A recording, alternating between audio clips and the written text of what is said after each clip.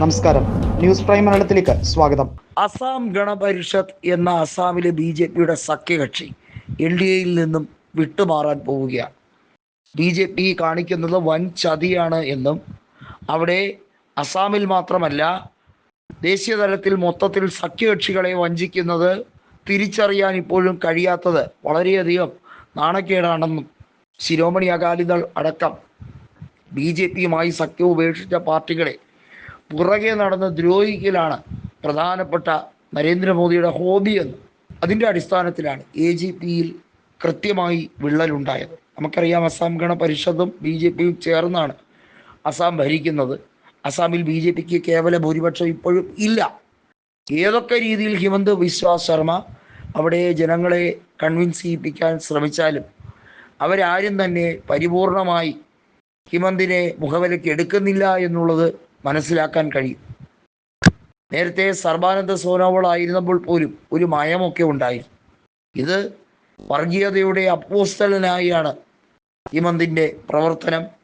ഹിമന്തിൻ്റെ ഓരോ വാക്കുകളും ഏറ്റവും മലീനസമായ സെപ്റ്റിക് ടാങ്ക് തോറ്റുപോകുന്ന രീതിയിലുള്ള ദുർഗന്ധം വമിക്കുന്ന വൃത്തികേടുകൾ, അതും മനുഷ്യരെ ജാതിയുടെയും മതത്തിൻ്റെ പേരിൽ ഇത്രയും മോശമായി, വികൃതമായി, വികലമായി, ഏറ്റവും അറപ്പും വെറുപ്പോടെ ചിത്രീകരിക്കാൻ ഹിമന്തിനെ കൊണ്ട് മാത്രമേ സാധിക്കുകയുള്ളൂ എന്ന് വളരെ വ്യക്തമായി പറഞ്ഞത് ഗൗരവ് ഗൊഗോയ് എന്ന തരുൺ ഗൊഗോയുടെ മകൻ തന്നെയാണ്.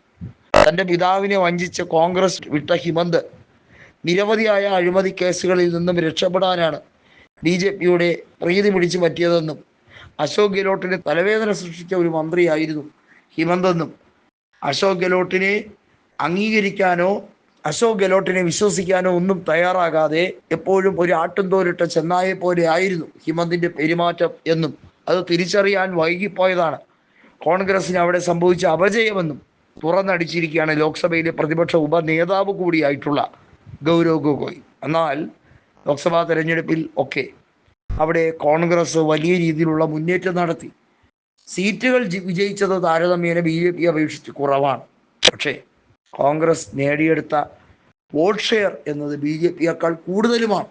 അവിടെയാണ് BJPയെ എല്ലാ തരത്തിലും തകർത്തെറിഞ്ഞുകൊണ്ട് കോൺഗ്രസിൻ്റെ നേതൃത്വത്തിൽ അവിടെ AIUDFും അതുപോലെ തന്നെ മറ്റ് ഘടകകക്ഷികളും അസാമിൽ BJPയെ തള്ളിപ്പറഞ്ഞ് കോൺഗ്രസിലേക്ക് ചേരുന്നത്. ഗൗരവിന് ദേശീയ കമ്മിറ്റിയിൽ പ്രത്യേകമായിട്ടുള്ള സ്ഥാനങ്ങൾ കൊടുക്കണം എന്ന ആവശ്യം ഉയരുമ്പോൾ ഗൗരവ് പറയുന്നു, അസാമിൽ മാത്രം കോൺസെൻട്രേറ്റ് ചെയ്ത് തൻ്റെ പിതാവിൽ നിന്നും പോയ ഭരണത്തെ തിരിച്ചു പിടിക്കാനാണ് ശ്രമം എന്ന്.